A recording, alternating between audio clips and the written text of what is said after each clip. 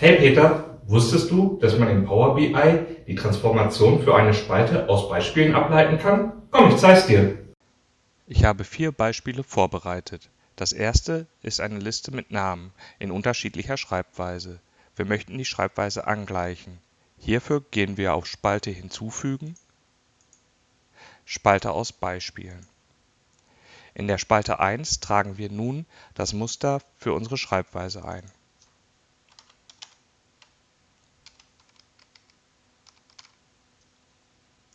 Power BI hat dieses Muster noch nicht erkannt. Deswegen tragen wir nun den zweiten Wert ein.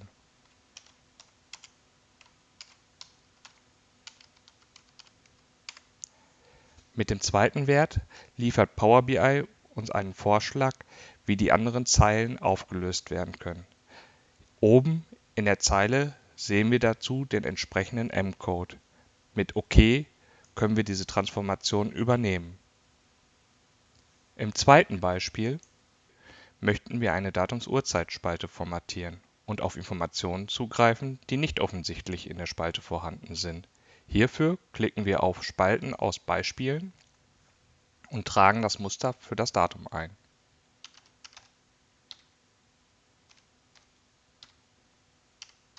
Zusätzlich erweitern wir die Spalte um den Wochentag. Auch hier kann Power BI nicht direkt das Muster erkennen, also geben wir einen zweiten Wert vor.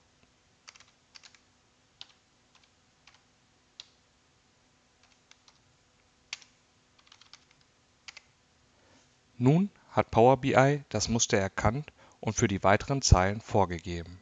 Mit OK können wir dieses Muster übernehmen.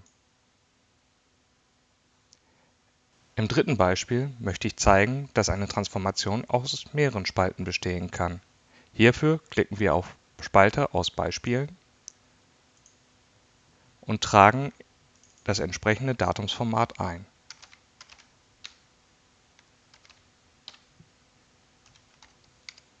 Wir sehen, dass Power BI die Transformation noch nicht richtig erkannt hat, also tragen wir auch in die zweite Zeile das entsprechende Datumsformat ein.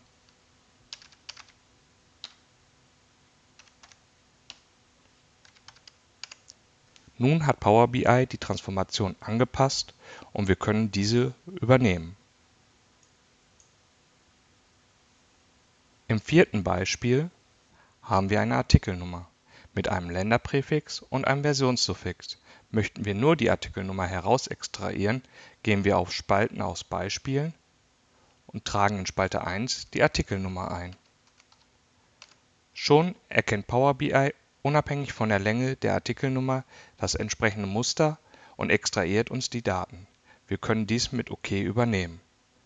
Ziemlich cool, oder? Hey, hat dir dieses Video gefallen? Dann klick doch auch auf eines dieser anderen Videos.